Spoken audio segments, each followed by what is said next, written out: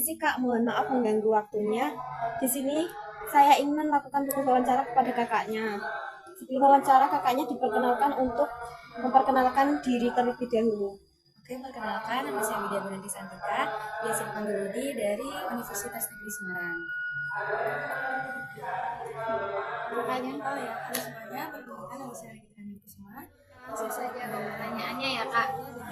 Pertanyaan itu, bagaimana mahasiswa dapat memanfaatkan teknologi digital untuk meningkatkan partisipasi mereka dalam pengambilan keputusan, seperti melalui petisi online atau kampanye sosial media dalam kerangka demokrasi Pancasila.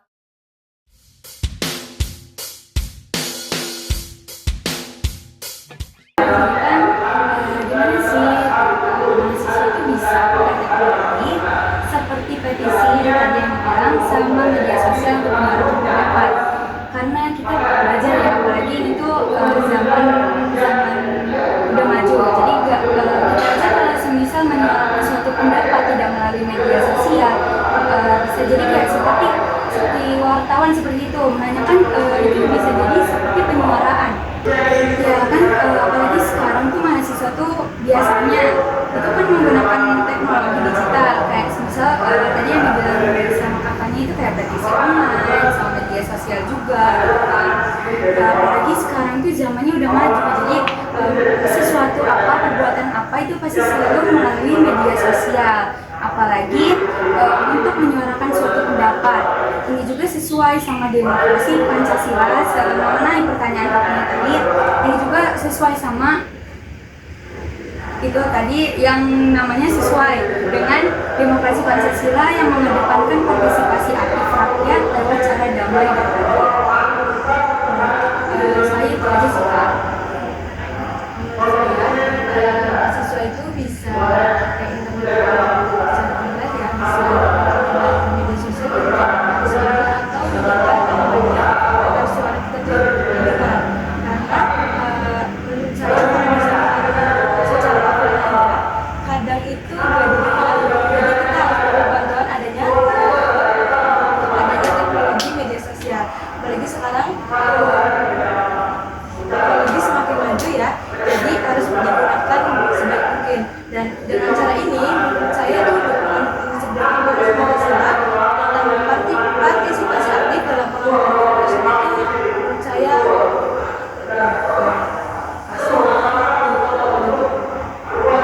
masih ya, maksudnya maaf nggak ada waktunya.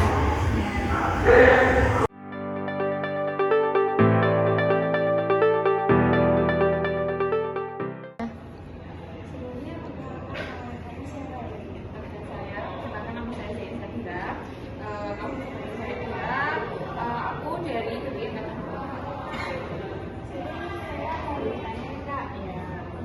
Sejauh mana sih keterlibatan mahasiswa dalam membuatkan kebijakan kampus mampu meningkatkan kualitas keputusan yang dihasilkan?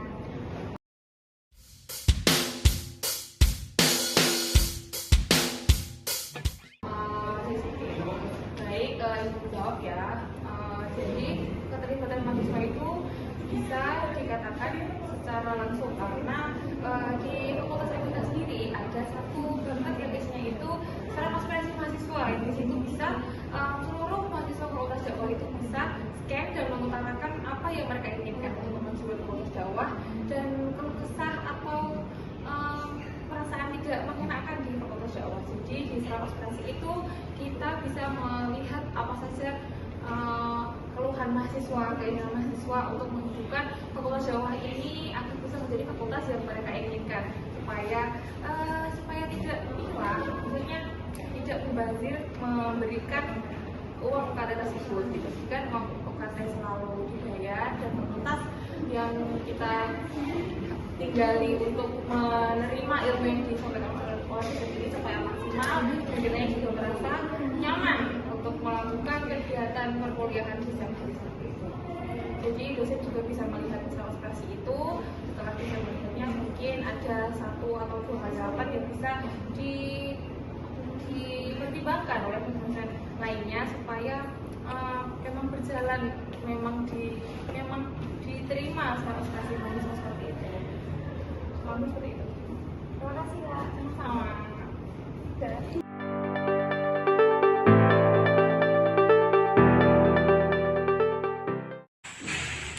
Oke, baik. Perkenalkan, saya Astagfirullah Ma'alial Maram, mahasiswa Bimbingan Penyuluhan Islam UIN Wali Songo Semarang.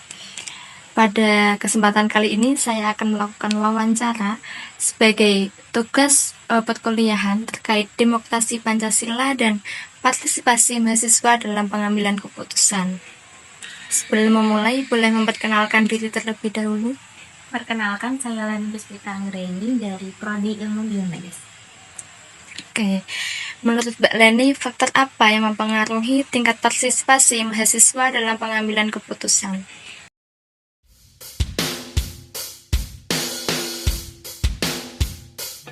Kalau dari dalam diri saya sendiri, faktor yang mempengaruhi saya untuk ikut andil dalam pengambilan keputusan adalah keinginan saya untuk maju dan juga turut berpikir kritis dalam pengambilan keputusan tersebut. Apalagi ketika kita menemukan suatu isu yang relevan dengan keadaan sekarang, maka hal tersebut akan dapat memicu saya bagi untuk berpikir kritis atau mengkritisi hal tersebut, dan akhirnya saya akan memberikan ide saya untuk pengambilan keputusan tersebut. Oke, baik. Terima kasih sudah meluangkan waktunya.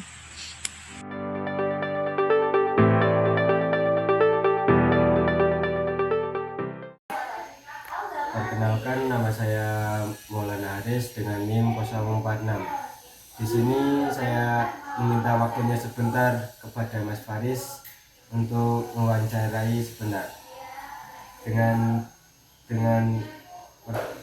tema apa faktor utama yang membuat sebagian mahasiswa aktif berpartisipasi dalam pengambilan keputusan sementara sebagian lain bersifat pasif.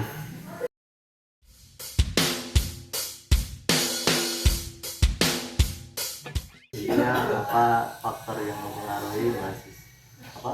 yang mempengaruhi Pertama, yang membuat sebagian mahasiswa aktif berpartisipasi dalam pengambilan keputusan sementara sebagian lain bersifat pasif. Oh iya, dalam kasus pengambilan keputusan ya, itu kenapa ada golongan yang dikatakan aktif dan tidak aktif? Itu menurut saya simpel sebenarnya sih. Faktor merasa dia terlibat atau tidak dalam masalah tersebut. Saya umpamakan itu ketika kita misalnya ya, ketika keluarga terdekat kita ada yang meninggal misalnya, dan warga itu tiba-tiba mengambil keputusan bahwa orang tua kita yang meninggal itu dikuburkan di mana gitu, intinya diproses tapi secara ngawur gitulah bahasa kasarnya. Nah, ketika kita merasa kalau diri kita terlibat langsung dalam masalah tersebut, pasti kita merasa nggak bisa gitu. Menurut saya itu keluarga saya, jadi harus dimakamkan dengan terhormat. Sesimpel itu. Jadi kenapa ada orang yang kadang itu saat pengambilan keputusan ada yang aktif dan pasif? Yang pertama mungkin itu adanya rasa atau empati keterlibatan masalah yang sedang dibicarakan di forum tersebut.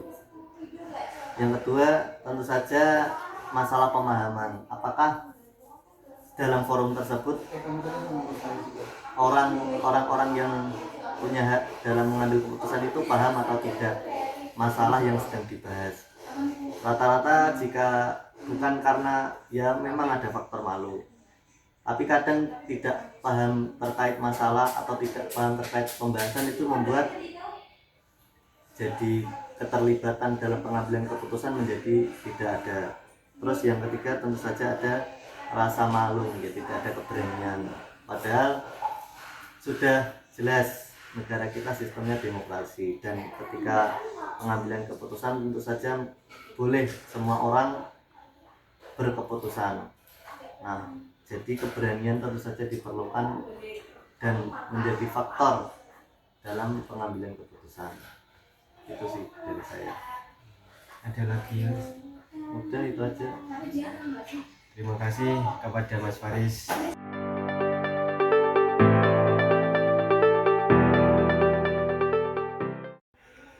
Perkenalkan, nama saya Maliki dengan NIM 065. Di sini saya akan meminta waktunya untuk mewawancarai Mas Faris. Iya. Pertanyaannya, bagaimana partisipasi mahasiswa dalam mengambil keputusan dapat menjadi bentuk pengalaman sila keempat Pancasila secara nyata?